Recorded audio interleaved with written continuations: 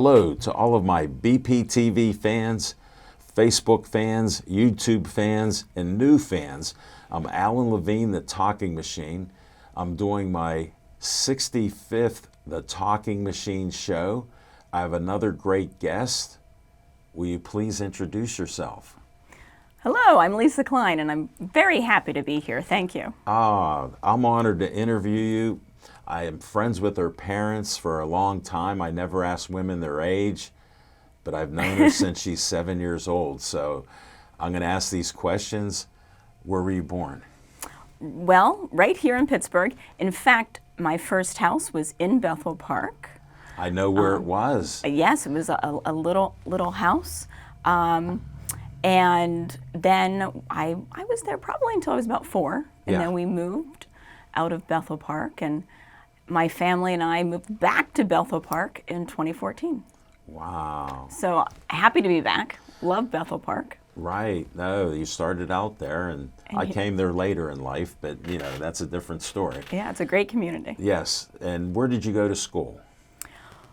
Well, I went to Baldwin for high school. Okay. And then I went to Duquesne University. Well, you were always smart in my book, because when I met you, you were always smart. Whenever we went around, your mother and dad, and especially your mom, would always talk about my Lisa. Oh. So those are great memories. Shout out to your mother, Grace. Oh, yes. And your Hi, Mom. Hi, Dad. And anybody else? You have children, right? Yes. Hello, Liam and Karina, and my husband, Jason. Hello. Nice. And I know your mother-in-law, Dottie. So. And Dottie, my mother-in-law. Yes, everybody knows Dottie, so I can't forget Dottie. She's known Pittsburgh-wide. 2 men in a truck, a local Bethel Park business. I don't mind shouting out there. My son Drew worked there, and he got many compliments from them because he was a hard worker. And they do great business, and I saw them move a couple people, including my sister, when she moved to North Wildwood Beach. Oh, yes, yeah. Great moving company. Also, 2 men in a junk truck. That is new. Which is their sister company. And so for any of your junk removal spring cleaning needs. Wow. This is a little infomercial that the Talking Machine does, and Lisa went right into it. I didn't realize we were going to go there, but yes. Right. Yes. So in high school, you did well in school. I had heard that. Yeah, I loved school. And, I had a lot of anxiety, which I write about when I was a student. Sure. But I really liked school. I kept going back to school to the point where my husband said, "You're done. You're done." In 2008, I finished my doctorate, and he said, "You're no longer going to continue going back to school." You did not want to stop. So Yeah. you were very smart in school, got good grades and everything. And what did you want to be? Well, I think when I was a little kid, I thought, I'll be president. That'll be fun.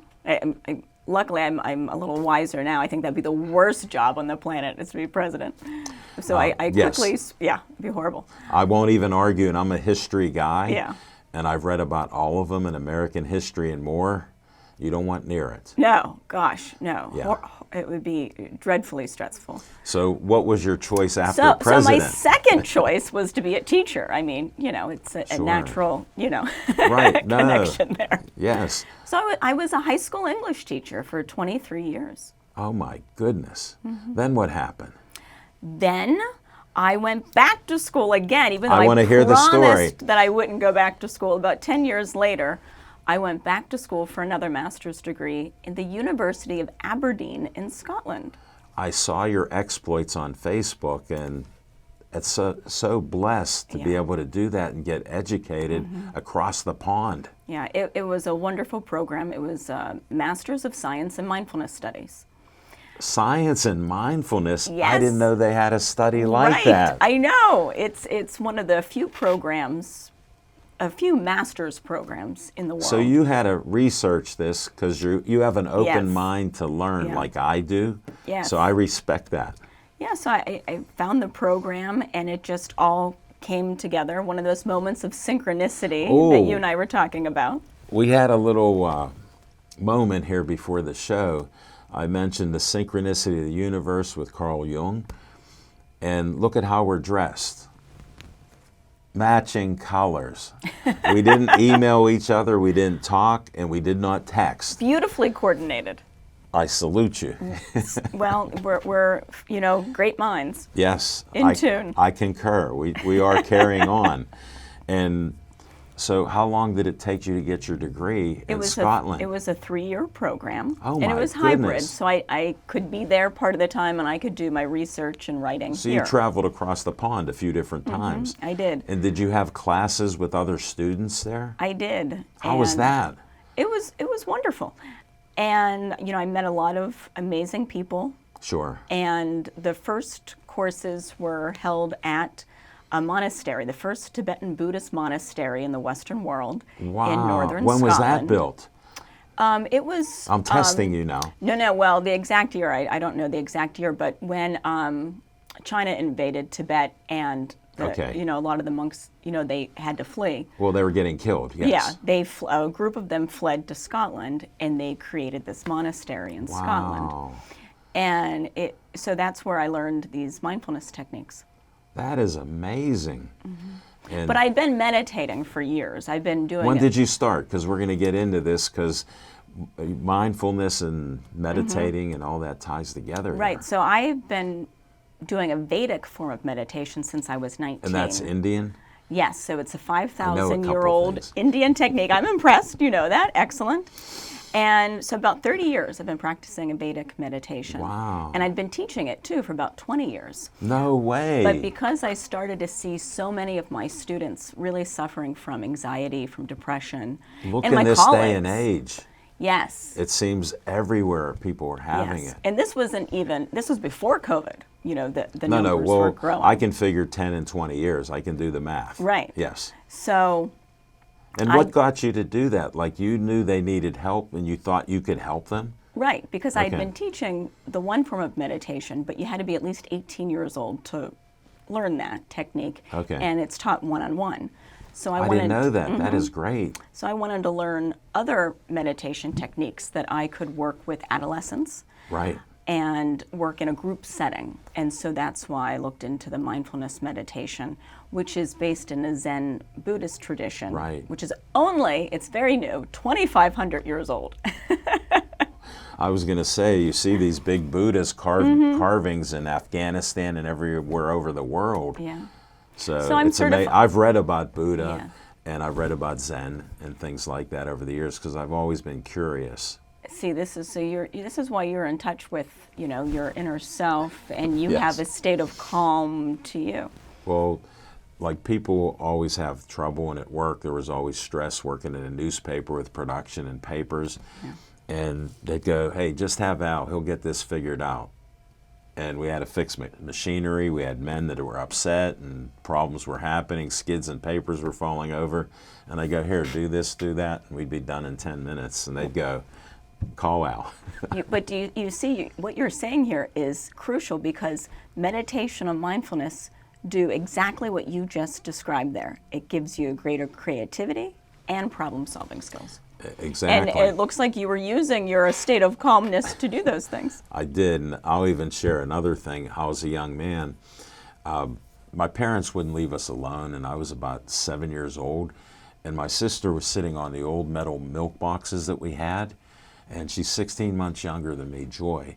And she cut her finger on the edge of the milk box, and I went in the house and got a washcloth and got soap and just started washing it, and she's crying. And I said, just put pressure on it. And I'll never forget, I didn't know why I did that.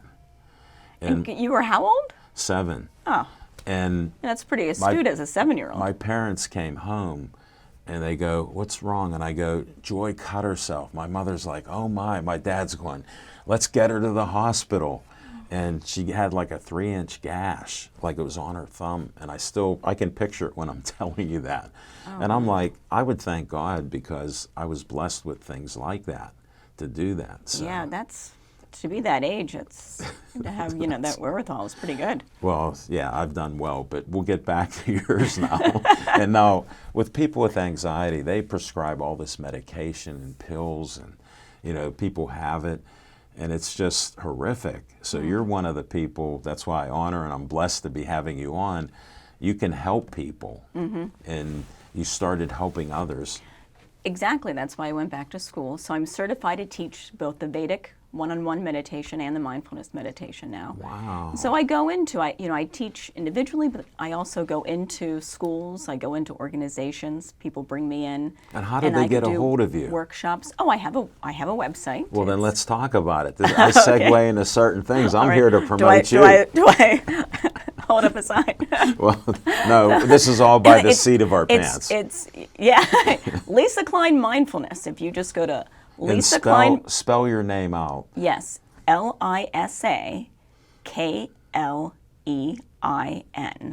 Lisa Klein Mindfulness. You can follow me on Facebook. Go to my website, lisakleinmindfulness.com, or my that's website or good. my YouTube channel. And I usually don't have women get about phone numbers in this day and age. Right. So I won't ask you to give out a phone number. That's good. Okay? We keep that on the down low here. We're respectful here. But on my Facebook page or YouTube, I put out little 2-minute videos with Oh, do you? different tips, suggestions for health and well-being, different Well, what would be mindfulness one tip techniques. that you would give a 2-minute thing on, just off the top of your head? Maybe like the last thing you did, or Okay, the last video I talked about your wake-up routine in the morning. So I wake up and I do these 3 things. I'm not a morning person. I've never been a morning. You're a morning person. Yeah. I know. I'm not. I am a morning person. So these are But I have my an tricks. exception for you, doctor. I had 12 years on the Post-Gazette. I started at 8:45 at night and finished at 4 o'clock in the morning. Wow. So So imagine, those are my hours. Well, imagine when I was young, I delivered the Post-Gazette and got up at 5 in the morning during high school and did that for 3 years.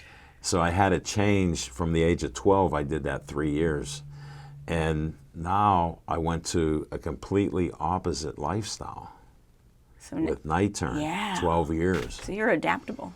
Yeah, so That's I'm a good. little flexible there. Yeah. So some of my That's- meditating and It's reading paid off. reading helped me. So yes, Yeah, definitely. no doubt. So now you're not an early morning person. So when you get up at 10-ish, what do you do? Unfortunately, I still have to get up before 10. I just threw it out there because when But I somebody like that. I like that number. right. No, and when you're a night owl, that's like a key time. Like I would work, Yeah. and people would call at 7, 8 in the morning back then with the phones, and they go, "Oh, sorry to wake you. You want to talk?" I said, "Yes. I'm not hanging up. You woke me up." So they learned not to call before What 10. do you need now? Yes. Right? And it was something all the time. Oh. I'm sure you get that at times too, especially with children. Oh, yeah. Well, I have to wake up with the kids and get them to school and, Right. you know. Well, what are the 3 things since I Okay. distracted you? Yeah, no. First thing is I have a moment of, I set my intentions for the day. I say my morning prayers. I set my intentions. I set my intentions for what I need, for what my family needs, for what the world needs at that moment. Right. And I send that out. And then before I go to bed every night, I have a large glass of water. Whoa. As soon as I'm done with that, I drink that glass of water. Instantly hydrate. That is great. And then I quickly Put a make my little bed. lemon in there. It's actually healthier for you. Oh, Lemon water, my there you tip. go. You know, I got health tips. There you go. A little vitamin C, a little And the lemon the detox. Yeah. See, There you you're go. on, You're taking on the, it to You're the on the next wave, level. doctor. Yes. That's right. See, we need to talk more. We can do that off air. We only got 29 minutes and we're almost halfway there, so you've Okay. done great. So that was like a 2-minute video that you would do. Yeah, just little Just to tips inspire and somebody? suggestions. Little things, ways that you can be more mindful for your body and spirit and mind and your interactions. I got throughout to the day. test you on one for me. Okay. All right, I was going to school and I'm in about 2nd grade, and I was smart in school. I did well, and I had anxiety because with tests, I always had anxiety, and I'm near the end of my 2nd grade year, and I would say my stomach's sick, and I stayed home a few times, and my dad was a tough guy and a great dad, and he goes, "Alan, you can't miss any more school because of your stomach and being upset. You got to get over it." And I go, "Dad, I can't. I got diarrhea, whatever. I'm going to the bathroom, can't go to school," because I was so anxious. Yeah. And he had a great guy, this was a principal, and he talked to me. And he told me, Alan, you know all this. You don't have to worry about it. You can talk about it with your mom or dad, but you can go to school and you can do this. And he inspired me. I had to fight anxiety for probably 3 or 4 more years in school. Yeah. I would get so anxious that I had diarrhea. Yeah. And I overcame it. And when I talk to other people, I go, I was just blessed with being able to do that and having a mentor from my dad Yeah. give me the confidence that, hey, you got this. Yeah, no, it's amazing how many students have So I'm not Truly. surprised. crippling anxiety. I had that too growing up. I talk about, I think I had Pepto-Bismol. Oh, I don't know. I can't tell you how many mornings before I went to school. And I think it's more common than people would talk about. I think a lot of people have anxiety, Because to different extents. I never Yeah. heard that till, I had children. Right. Yeah, you didn't talk about it, right? It was just like, okay, you just have an Or that's Alan, he's upset. You have, upsets, tummy. It's, Or they'd even go, you got food poisoning. I'm Right, like, right. everybody ate the same thing. Why do I got it? just you though. You're the lucky one. No, but that's the mentality No, then. yeah. And now look, they give pills for everything. Yeah. Or they send you to a psychologist or psychiatrist. Yeah, and people are more open to, talking about their feelings and understanding them better, which, Right. is a good We've thing. opened up like that. Right, sure. But I remember I had horrible anxiety, and I covered it. I figured out how to mask it really well in high Really? school. And it wasn't until, at age 19 I learned how to meditate. I was in college. Okay. And I remember I And went where'd on you go to college? to Duquesne. Okay. You said that, so yes. And I went on a meditation retreat, and I learned how to meditate. And I remember after the first couple of meditations, I had the weirdest feeling. I have What was it? I have a TEDx talk where I talk about this. This feeling of, after I learned to meditate, I couldn't figure out what it was. And then I paused and I sat with the feeling for a moment, and I realized it wasn't what I was feeling. It was what I wasn't feeling. For the first time in my life that I could Wow. remember, I didn't feel anxious. And I was so used to living with that anxious kind of vibration through my body Right. that I didn't even know what it felt like not to have that until Wow. after I learned how to meditate. That is so And great. it just, it changed my life. No, and I talk to different people and things with my kids over the years with anxiety and all that, and they want to put them on medicine and it numbs them. Yeah. And I have people go, you know what, I'm off the medicine, what do I do? I said, if you need to cry, cry. If you need to yell, yell. Yeah. But you're allowed to feel those emotions. I told my kids Yeah. that over the years because, they would think they shouldn't be like this or have that. I go, we're all human. No. And part of mindfulness is learning not to avoid those emotions, but to, notice them, to be aware of them, to have an acceptance of them. Right. And then from that acceptance, you learn to soften them. Sure. So it's it's, And how do you go about softening? I got questions. So there are, different mindfulness give me a techniques. couple. Yeah. Informal and formal mindfulness techniques that you can do. Give me an informal one. Okay, an informal one. There's something called the self-compassion break, Whoa. which Krista Neff was one of the originators of that. Okay. But a lot of people have done similar techniques. Well, it's we're something. all basically the same, even Right. though we try to say we're all different. Yeah. So if you are having a moment of crisis, say you're feeling great anxiety, what we're talking about. Yeah.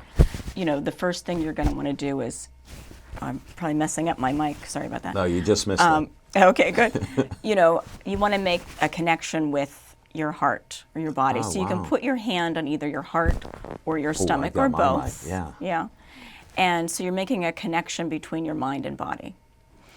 And you just, breathe. Listen closely. This is a great tip. Yeah, you just breathe with that for a moment or two. What kind of breaths? Deeper You through just your nose? however or- is comfortable, because you're Okay. just settling. Because there's a lot with breathing techniques yes. too. And so, you can, just even finding your natural rhythm, but you're just connecting it first to your heart, to your belly. And you're focusing on those two places. Yes, and you're breathing, and you're recognizing, you're becoming aware of what it is you're feeling. Okay, this is a moment of great anxiety for me. I'm feeling yeah. anxious right now. So Okay. you're not pushing that feeling away right now. You're Well, acknowledging sort of it. embracing it. Yeah, well, you're acknowledging it. Okay. You're noticing it. You're having an awareness of We're it. acknowledging that. And then the second, you can either leave your hands there or you can take them apart. The second part is you make a statement and you say to yourself, kind of the universality of that. Okay, I'm Yeah. not the only person in the world to feel anxious. Right. Lots of people feel anxiety for all kinds of reasons. It's okay. This is normal. This Well, sort is of what I was natural. saying that I tell Yeah. children and stuff. It's okay to be feeling this right now. Right. It's normal. And then we want to end with, though, giving ourselves some grace, giving ourselves some kindness. Okay. So, again, you could either keep your hand on your heart or your belly or not, and breathe and say, okay, may I be calm now? May I be kind to myself? May I accept this moment? Wow. May I be at peace? This is so powerful. May I be happy? And so you're just internalizing these more positive statements that you want to work into how you feel now. Sure. And that's very quick. That's a very informal mindfulness technique Well, that you you did can it- do you did it pretty anytime, darn any quickly place here, like that. yes. You could do it sitting in traffic. So at any time it comes up, say it takes 10, 20 seconds or something. It'll take, maybe give it 2-3 minutes. Oh, 2 or 3 minutes. All right. I mean, I did it pretty quickly there. No, because we're on air. We're on. Yeah. Well, I know we have a time thing, but Yes, we got time. But though. that would be an example of an informal mindfulness technique to get you So through a moment that of would be crisis. starting it and talking that way through the whole 2 or 3 minutes. You're Just acknowledging. giving yourself some kindness, acknowledging how you feel. It's a universal feeling. Lots of people, I'm not the only one. Right. Even though it feels Other that way. people suffer the same way here. Right. And then I'm going to give myself some statements of kindness and calmness for what I need in this moment. Wow, that is powerful. Well, guess what? We've been talking deeply here. You wrote a book, I did. Oh, and I'd like to speaking promote. of, I have a present for you, Al. Oh my, you didn't have to. I did. I brought you your very own Tell us the copy. title. I'm a little So nervous this is, here. I feel like, I should be Yes. the prices right here. Yes, do a little Price is Right. It's good. The Meditation and Mindfulness Edge. And then the subtitle is Becoming a Sharper, Healthier, Happier Teacher. And that's because the middle part of the book talks about my experiences as a high school teacher and how meditation basically saved me. It helped me to survive and thrive as a teacher. That's a great point. Both in my personal and in my professional lives, and how it helped me to help my students better. But it's applicable to any career field. Wow. To anyone who's, Give this me is that yours. book. That is your gift. Wow, thank you so much. So you said enjoy. you signed it. Happy Wow. reading. Well, I love to read. I'll put So this now on that my. I know you're an avid reader, I expect some feedback. Oh, you'll get it. You'll get this feedback. So, where are we here? You wrote something to me. Where is it? Let me see. Oh, Oh, hold on. you had teased me. You know what? I should have put a Post-it note. Yes. See, I missed that See page. that? It's stuck together. I'm not going to read it out loud, but let me read it. And I took speed reading in grade school. They used to flash it on the screens. And Wow, yeah, I had great comprehension too, 100%. Imagine that. that's impressive. So I'm here to impress you. This is so great. Thank you. I'm honored to interview you. Oh, well, This is on my list on my nightstand now. yes. Next to your large glass of lemon water. No, I go in the refrigerator and get my lemon water. I make it up with a teaspoon of lemon in there. Oh, And I nice. drink that to start each day. That's Then I do smart. green tea to stay healthy. No sinus infections, 24 years, 3 cups of green tea. I'm gonna adopt that practice. All right, now you wrote this book because of what you learned in school, what you lived, which is awesome. So I hope you're taking notes. Yes, so the book is broken up into 3 parts. The first part is research and information. So it talks about the background of what meditation and mindfulness is. It talks about what the research says that meditation can do for the body, for the mind, Oh, did something popped up from Fear to Love? Yes, that's one of the chapters from Fear to Love. Chapter 8. It just opened to me. That is, you'll like that chapter. It's a good chapter. So that's the first part of the book, you know, kind of like the why you should meditate. And there's so many scientific research studies out there that, you know, will show you the mental and physical health benefits. And then the second part of the book is narrative. Those are wow. the juicy, real, raw, funny, sad, scary stories of when I taught for 23 years, and they're from the beginning, middle, and end of my career, and how meditation played a part at each part of my career. Wow, this is so great, acknowledging this. Yeah. You gave me the A word today. I acknowledge what you're telling me. I love Thank it. That's you. good. That's good. And then the third part is tips and suggestions. So if you are interested in learning how to meditate, what can you do? How can you find, you know, a I'll point it credible out. teacher? Get this book. And then if you're not quite ready to learn how to meditate yet, but you want to do just some small little, you know, things to shift your energy, to shift the energy of your surroundings, of your workplace or your home, Well, that's the third part of the book. I got to bring this up, and we talked a little bit about it. I know your dad very well. And you had told me a story. Now, I can't believe that he meditates. Oh, goodness. So you got to get into this story. Now, I'll just preface it with, I met him in 1981 after I got married, and her mom is related to my ex-wife. So I met them at family things and stuff. We became friends, even did business together. And he was a steel worker, and they have a different mentality. Yeah. And he's actually a very tough guy. My dad's a very tough guy, and he's probably the last person, one of the last people maybe I concur. on the planet you would think, oh, this guy meditates, or this guy would want to meditate. But about a year ago, my dad was faced with a pretty significant health crisis. Right. And he needed significant surgery. And it's very dangerous surgery. The surgeon told him, listen, you need this surgery or you could die. Oh, my. But just to be upfront with you, there's a third of a chance you die in the table. You know, I'm good at what I do. Third of a chance you die in the table. And then if you survive the surgery, there's, you know, a decent chance you could have complications and an infection. In fact, we knew a gentleman who died a few years before my dad had this. Right. The same surgery, same surgeon who died in the ICU a couple of days later. Oh. So it's a significant surgery. And so my dad came to me a few weeks before the surgery, and he said, he was, of course, anxious about having, you know, Right. having to go through this. And he said, he knows I meditate, and I've been meditating for decades. And Yes. we've talked about it. And And you're his daughter, so he yeah. understands. And he said to me, it took a lot for him to come to me, though, as his daughter especially. And he said, I want you to teach me how to meditate. He said, Wow. I need I help. can hear his voice saying that. Yeah, I need help going into this surgery. I have a lot of anxiety about it. And the doctor told him, he said, listen, my dad's name's George. Listen, George, the best thing you can do is to figure out how to stay positive. That's your greatest chance of told him that? survival to get through this.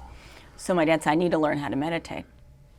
I said, sure, absolutely. So I taught him how to meditate, and he's meditating ever since. And he attributes his healing, his recovery, to meditation. He meditated up to the surgery, and then, you know, post-surgery, Right. in the healing process, he said it was a great help to keep him calm and you know, just help him to be in a better space so that his body could heal better. That is so great. And I'm going to end my show unusually without having you give us any tips. I want you to get the book. Thank you for sharing the great story with your dad. And we're going to end the show right now. Thanks for watching. See you in 2 weeks for the 66th show.